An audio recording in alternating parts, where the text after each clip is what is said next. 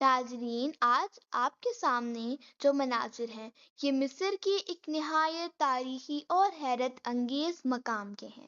یہ کوئی عام کھنڈر نہیں اور نہ ہی محض آثار قدیمہ کا ایک نمونہ ہے، بلکہ یہ وہی عظیم گودام ہے جہاں حضرت یوسف علیہ السلام نے ہزاروں سال پہلے آنے والے شدید قحط سے نمٹنے کے لیے غلات جمع کروایا تھا۔ یہ گودام دریائے نیل کے کنارے زرخیز وادیوں میں قائم کیے گئے۔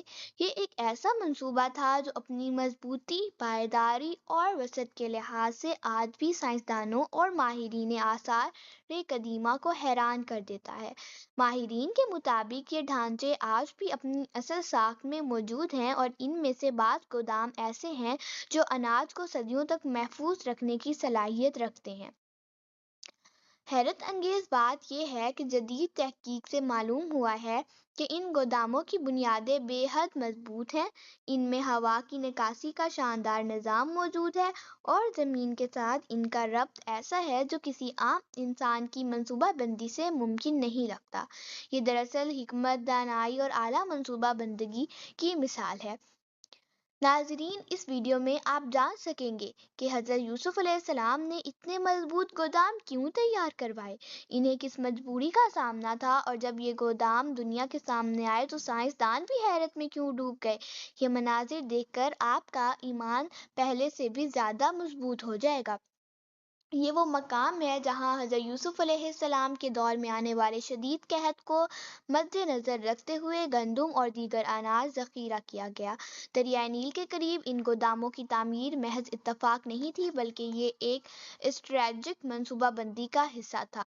کیونکہ پانی، زراعت اور نقل و حمل تینوں سہولتیں ایک ہی جگہ میسر تھیں، یہ پورا علاقہ ایک مضبوط چار دیواری کے اندر محفوظ تھا جہاں غلہ جمع کیا جاتا، محفوظ رکھا جاتا اور ضرورت کے وقت عوام میں تقسیم کیا جاتا۔ آج بھی یہ علاقہ زرخیز ہے، یہاں کھیتی باڑی ہو رہی ہے اور فصلیں اگ رہی ہیں، جو اس بات کا ثبوت ہے کہ حضرت یوسف علیہ السلام کے زمانے میں بھی یہ خطہ زرعی لحاظ سے انتہائی اہم تھا۔ یہ گودام 15 سے 20 میٹر بلند دیواروں پر مشتمل ہے جو تقریباً 5 منزلہ عمارت کے برابر ہیں۔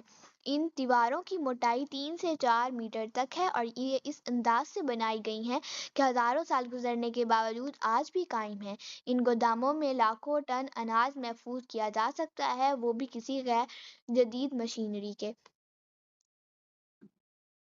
یہ صرف دیواریں اور کمرے نہیں بلکہ ایک مکمل معاشی منصوبہ تھا۔ ہر خانے میں اتنا غلہ رکھا جاتا کہ ایک پورے شہر کی ضروریات کئی سالوں تک پوری ہو سکتی تھیں۔ یہ منصوبہ اس بات کی زندہ مثال ہے کہ قدیم دور میں بھی منصوبہ بندی کسی اعلیٰ سطح کی ہو سکتی ہے۔ قرآن مجید کی سورہ یوسف میں بیان ہے کہ مصر کے بادشاہ نے خواب دیکھا کہ 7 موٹی گائیں 7 دبلی گایوں کو کھا رہی ہیں اور 7 ہرے خوشے ہیں جبکہ 7 سوکھے ہوئے۔ حضرت یوسف علیہ السلام نے نہ صرف اس خواب کی تعبیر بتائی بلکہ ایک مکمل معاشی حل بھی پیش کیا۔